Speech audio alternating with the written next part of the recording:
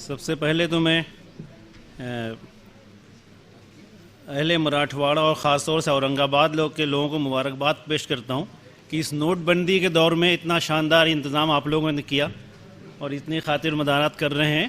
آپ اس کے لیے مبارکباد کے مستحق. جناب صدر جلسہ اور معزز حاضرین، کافی کچھ کہا جا چکا ہے اور تقریباً ساری باتیں آ گئی ہیں. میں اپنے کو کنفائن رکھوں گا صرف اس وقت جو موجودہ سپریم کورٹ میں پینڈنگ معاملات ہیں پرسنل لا سے متعلق، اس کو میں 2-4 منٹ میں آپ کے سامنے پیش کروں گا.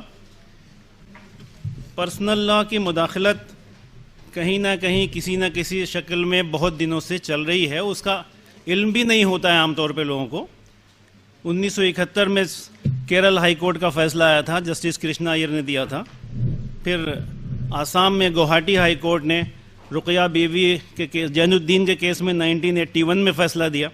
پھر جین الدین کے کیس میں 1983 میں ڈبل بینچ نے، جسٹس بہر الاسلام کی بینچ نے فیصلہ دیا کہ صاحب جب کوئی طلاق ہو تو آربیٹریشن ہونا چاہیے. اور لوگ، عجیب بات یہ ہے کہ جس قرآن کو لوگ استعمال کرتے ہیں اپنے فیصلوں میں، وہ تحقیق کے بعد نکلا ہوئے کسی قادیانی کے ترجمے سے متعلق وہ ہے.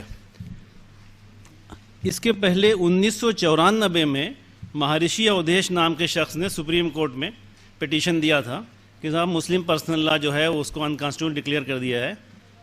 تو سپریم کورٹ نے اسے واپس کر دیا کہ یہ ہمارا کام نہیں ہے. 1997 میں احمد آباد ویمن ایکشن گروپ کے نام سے ایک ریٹ پٹیشن داخل ہوئی کہ صاحب سپریم کورٹ اس کو بین کر دے. سپریم کورٹ کی 3 ججوں کے بینچ نے کہا، اس میں جسٹس احمدی بھی تھے، سجاتا منوہر جسٹس نے وہ فیصلہ لکھا. انہوں نے کہا کہ یہ ہمارے دائرۂ اختیار میں نہیں آتا، یہ پارلیمنٹ کا کام ہے اور آپ کو کوئی چاہیے داد رسی تو آپ وہاں جائیں. اس وقت نوعیت دوسری ہے. اس وقت ایک پھول متی کا کیس تھا جو ہندو سکسیشن ایکٹ کے تحت تھا.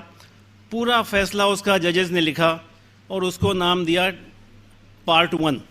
فیصلہ ختم ہونے کے بعد ایک پارٹ 2 لکھا. پارٹ 2 میں لکھتے ہیں کہ صاحب بحث کے دوران کچھ ایسی آوازیں اٹھی تھیں کہ مسلم عورتوں کے ساتھ ناانصافی ہو رہی ہے ان کے حقوق میں، اس لیے میں رجسٹرار جنرل کو حکم دیتا ہوں کہ وہ سوو موٹو ریٹ پٹیشن درج کریں اور اس کو چیف جسٹس کے آگے لگایا جائے اور اٹارنی جنرل کو نوٹس کر دی. یہ جو حالیہ راؤنڈ ہے یہ کسی پرائیویٹ پرسن کا شروع کیا ہوا نہیں، اس کو سپریم کورٹ نے خود انیشیٹ کیا ہے. اس لیے نوعیت دوسری ہے.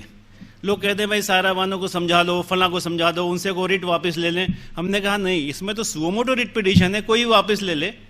یہ بہانہ اس پلیٹ فارم کو لے کر کے پھر اور ایک جیسے ایک باڑھ سی آ گئی ہے، کبھی بھارتیہ مسلم مہیلا آندولن کے نام سے، کبھی سائرہ بانو، اور درجنوں لوگ اس میں پارٹی بن رہے ہیں. کچھ مخالفت میں، کچھ موافقت میں. مخالفت میں بھی خوب آ رہے ہیں، موافقت میں بھی خوب آ رہے ہیں. ہم لوگوں کو انشاءاللہ اس میں گھبرانے کی ضرورت نہیں.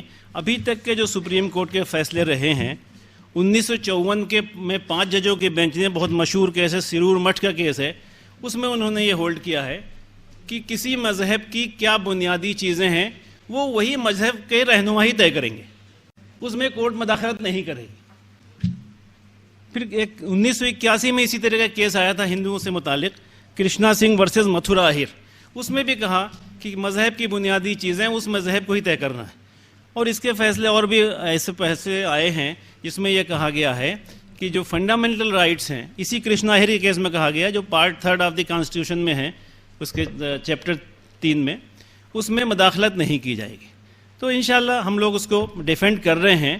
اور جیسا حضرت مولانا خالد سیف اللہ رحمانی صاحب نے فرمایا، کئی سینئر وکلاء کی اور علماء کی بہت سادہ میٹنگوں کے بعد جواب دعویٰ بنا.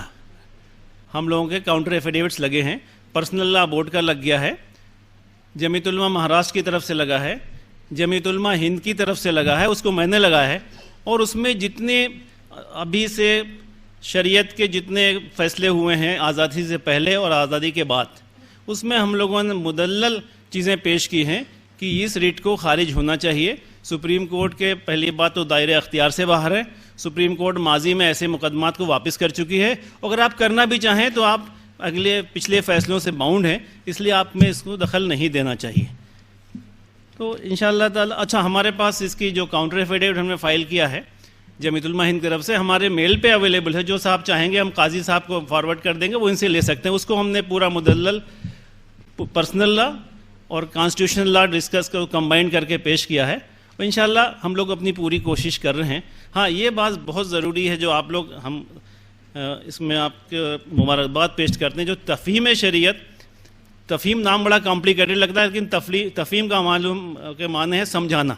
शरीयत आप वकीलों को समझाएं, उलमा हज़रात, वकला हज़रात जजों को समझाएं. जो फैसले अभी तक आए हैं बहुत से ख़िलाफ़, वो सिर्फ इस वजह से हुए हैं कि जजेस तक जो हम उनको फीड करेंगे वही जजमेंट में आएगा. हमें नहीं मालूम हम क्या समझाएंगे. इसलिए हम लोग खुद पर्सनल लॉ समझें, उसको जजेस को समझाएं, फ़ैसला इंशाल्लाह सही आएगा. हम यही कोशिश कर रहे हैं. और कोई बात होगी तो हम इंशाल्लाह अगले सेशन में अवेलेबल हैं, आप मालूम. अस्सलाम वालेकुम.